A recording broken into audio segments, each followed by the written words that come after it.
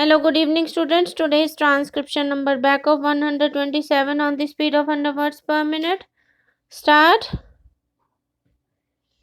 I would therefore submit that this summary eviction is a great sting in dealing with such kind of people who are very poor and especially who are refugees.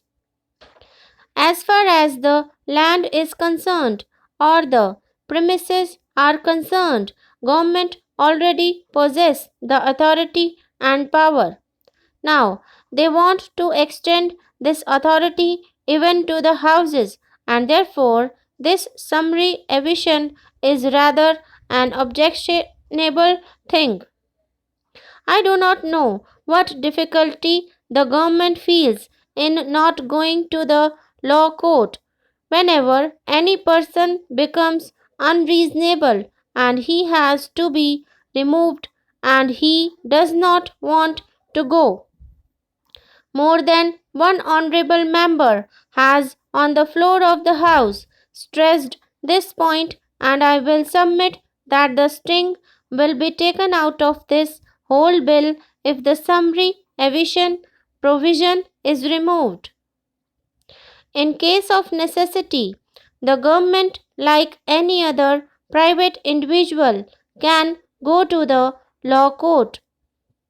Secondly, in regard to unauthorized occupation, also this provision has been made in clause 4C. This new clause becomes a little difficult to be understood in the sense that a man is unauthorized although a previous authority had authorized him to occupy that premises or that house.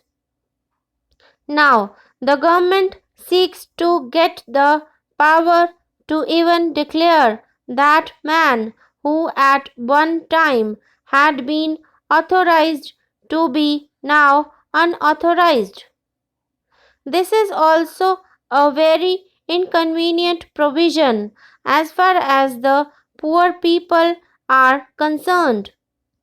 Well, I know that once government bring a measure before this house, government rarely want to retrace their steps.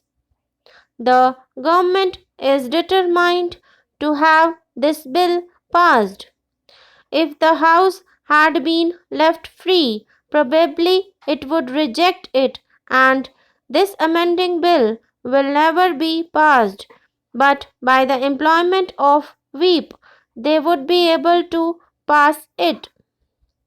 I would, in that case, submit to the Honorable Minister that when such occasions arise, when a person has to be evicted, alternative accommodations should be provided to such an unfortunate person near his place of occupation and near the place where he has got work.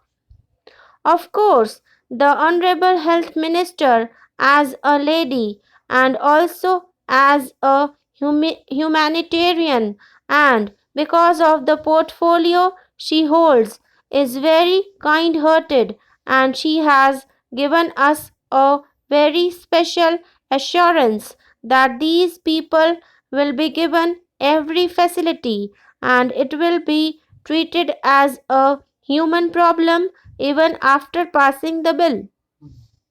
She has also told us how, under the new conditions, people have appreciated the position.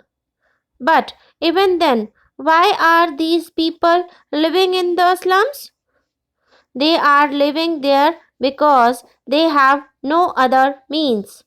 The Honorable Health Minister just now told us that they have been given accommodation in a better place where ordinarily they would have to pay rupees 12. Now they are charged only rupees 6 or half the rate for such poor people.